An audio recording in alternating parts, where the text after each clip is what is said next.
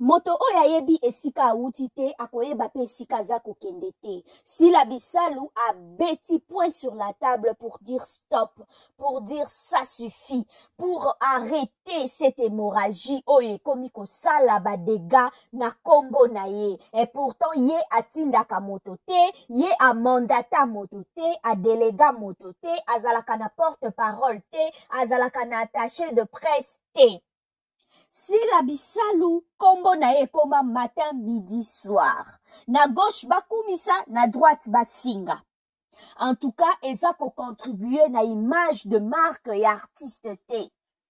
Ezali kitoko te, eza ko teka image ya kitoko te pour l'artiste. À la fin, boko risque bozwisa ye ba problème na bato nyonso. Alors qu'elle ne pour rien, alors que atinda kamoto te, okoki kolinga sila, elinkoloba kaka te kolinga sila, toko participer, toko contribuer na mosala na ye, elinkoloba te, okoma ko finga kabato, na kombo ya sila, non. En tout cas, soki a sali publication oyo, soki a lobby parce que, a moni ke zo kende kitoko te, zo kende malamu te, pona image na ye, pona carrière na ye, en tout cas bandeko, to tirer leçon. Ndenge na lobaki na ebandeli, moto ayebi esika awuti te akoyeba pepa ya zokende te. Sila ayebi très bien esika awuti. Esika awuti, une carrière, une longue carrière.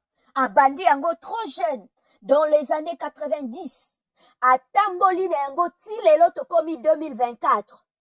Elle a eu cette notoriété, pas na kofinga bato, pas na koleka na ba réseaux sociaux ko clasher batou, pas ko kotaka na ba émission ya polémique. D'ailleurs, asalaka rarement ba émission. A bâtir carrière na ye na mensonge te, na trucage te, na lokuta te, na kofinga pe kotonga batou te. A bâtir carrière na ye na talent oyo nzamba ataki kati na ye, pe na formation oyo ye ayebaki na kozwa. Yango esali ye oyo yazali. Je me souviens encore, président Elombe, eza na vidéo moko eza na chaîne na biso awa, aloba yango alobi si là c'est une mine d'or. Donc ce que badi ko exploiter, ozo kende kaka, c'est tellement profond, c'est tellement rempli de richesse. Donc c'est une artiste na terrain nyonso ko tiaye ako incarner rôle. Voilà ce que voulait dire Elombe. Donc terrain nyonso ko boaka, soko boa qui est maman ako jouer maman. Soko boa qui est une gentille ako jouer gentille. Soko tie côté moko une méchante ou bien une fille un peu fofolle, une femme un peu insensée. Donc yé na ba rôle nyonso a jouaka. Mais soko po memi na terrain moko azala un peu comique ako jouer ako sekisa. Soko yé pe na terrain moko azala triste. Donc à se métamorphosaka. Alata kapenza personnage nae. S'il n'a pas besoin des insultes, batuba fingaka. Poya zala sila, azala déjà. Et Ozabakouk, je dirais, faites très attention. Ce n'est pas moutonio so o azoku misa sila, nde alingaka sila. Il faut faire la différence. Il faut faire cette différence-là. Motonio sote alobaka ou motonio sote a soutenaka alobaka pona kombwa sila alingaka bolamu ya sila.